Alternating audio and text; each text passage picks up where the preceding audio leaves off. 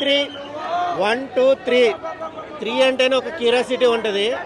నాని గారు న్యాచురల్ స్టార్గా క్లాస్ కాదు, ఒక మాస్, ఒక గవర్నమెంట్ ఆఫీసర్ కింద సొసైటీలో సైకోల మధ్యలో ఎలా ఉండాలి, సైకోల్ని ఎలా ఐడెంటిఫై చేయాలి, ఒక మంచి లీడ్తో డైరెక్టర్ శైలేష్ కూడా మంచి షైనింగ్ చేశాడు.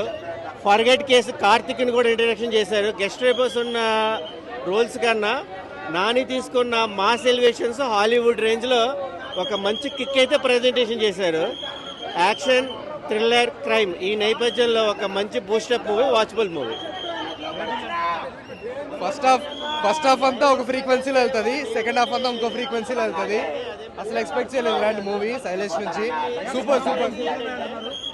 అంటే నాని క్యారెక్టర్ అలా డిజైన్ చేశారన్న, అంటే ఫుల్ న్యాచురల్గా కాన్ఫిడెంట్గా అలా డిజైన్ చేశారు నాని క్యారెక్టర్.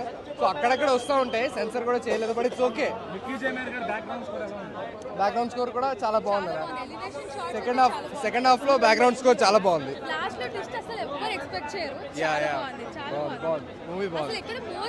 అసలు ఫస్ట్ హాఫ్ ఇచ్చిన హై అయితే నెక్స్ట్ లెవెల్ ఇంటర్వెల్ బ్యాంక్ కి, తర్వాత వచ్చిందైతే సెకండ్ హాఫ్ ఎక్స్పెక్ట్ చేయము. అసలు టాలీవుడ్ లో ఇప్పటివరకు ఇలాంటి సెకండ్ హాఫ్ మనం చూడలేదు. చాలా బాగుంది, యాక్టింగ్ కూడా చాలా బాగుంది.